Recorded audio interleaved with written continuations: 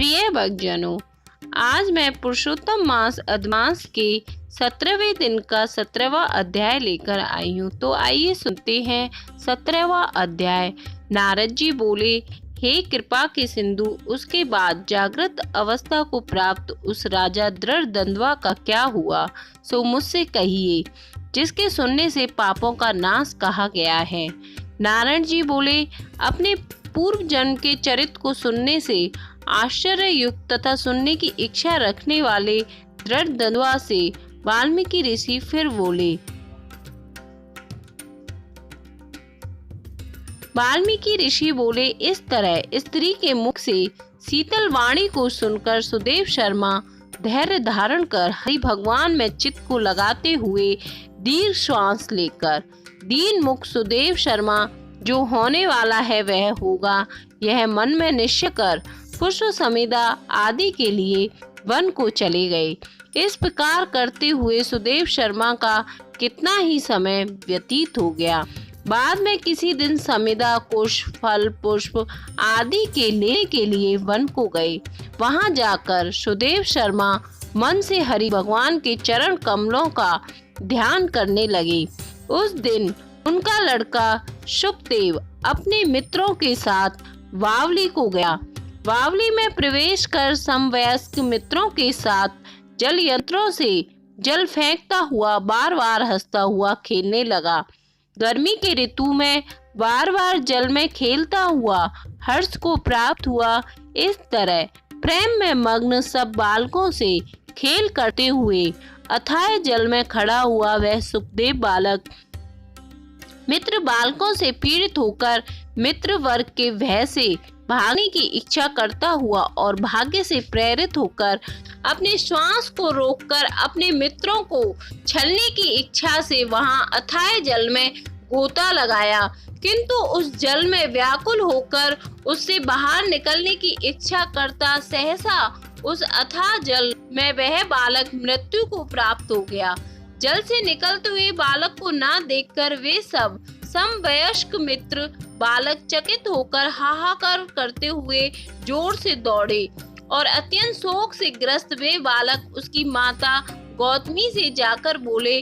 उन बालकों के अत्यंत अप्रिय वज्रपात के समान वचन को सुनकर पुत्र में प्रेम करने वाली वह गौतमी तुरंत पृथ्वी पर गिर गई।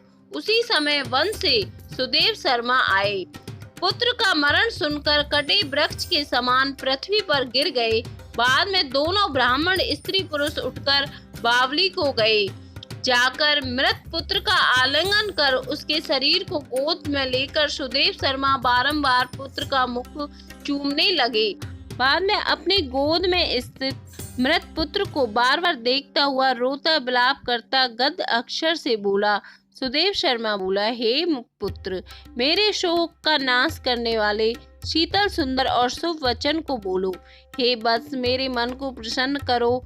वृद्ध माता पिता को छोड़कर तुम जाने के योग्य नहीं हो। हे वत्स, वेद अध्ययन के लिए तुम्हारा श्रेष्ठ मित्र बुला रहा है और बड़े हर्ष से बढ़ाने के लिए उपाध्याय तुमको बुला रहे हैं। हे पुत्र, शीघ्र उठो, इस समय क्यों सो रहे हो? तुमको छोड़कर घर नहीं जाऊंगा। घर में मेरा क्या काम है? तुम्हारे बिना इस समय मेरा घर शून्य जंगल के समान हो गया है।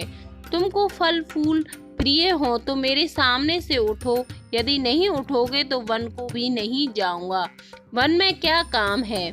मैंने कोई निंदित काम नहीं किया और ब्रह्म हत्या भी नहीं की। फिर किस कर्म के फल से मेरा पुत्र मर गया? अहो ब्रह्मा, तुमने ऐसा करके कौन सा बड़ा फल प्राप्त किया? हे निर्दय वृद्ध दीन, मेरे नेत्र को लेकर निर्धन का धन और दोनों स्त्री पुरुषों का सहारा इस पुत्र को हरण करते हुए तुमको लज्जा क्यों नहीं आई?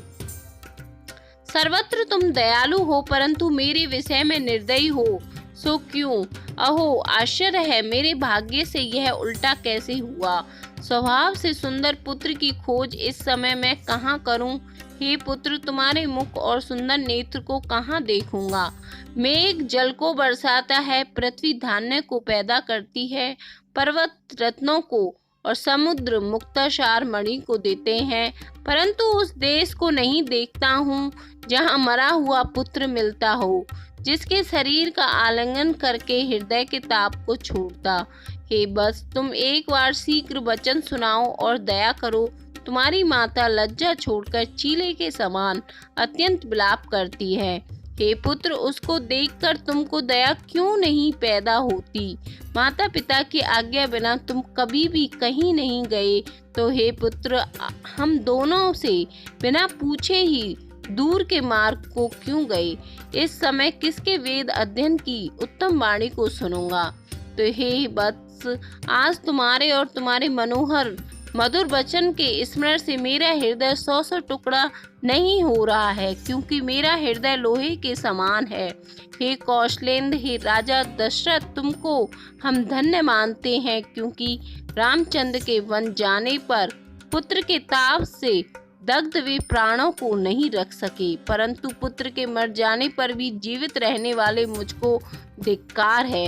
हे गोविंद, हे विष्णु, हे यदुनाथ, हे नाथ, हे रुक्मणी के प्राणपति, हे मुरारे, हे दीन पर दया करने वाले, हे दयालु, पुत्र रूप अग्नि के ताप से संतप्त मेरी रक्षा करो। हे देव अधिदेव, हे समस्त लोक के नाश, हे गोपाल, हे गोपीस, हे चक्र को धारण करने वाले, हे यमुना के विष दोष को हरने वाले, पुत्र रूप अग्नि के ताप से संतप्त मेरी रक्षा करो।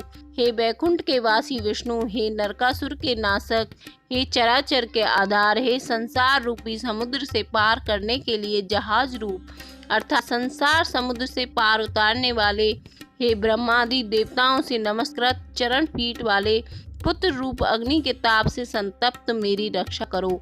हमारे समान सठ दूसरा कोई नहीं है, जो मैंने देव की पुत्र श्री कृष्ण चंद्र के वचनों का उल्लंघन कर पुत्र में दुराशा की।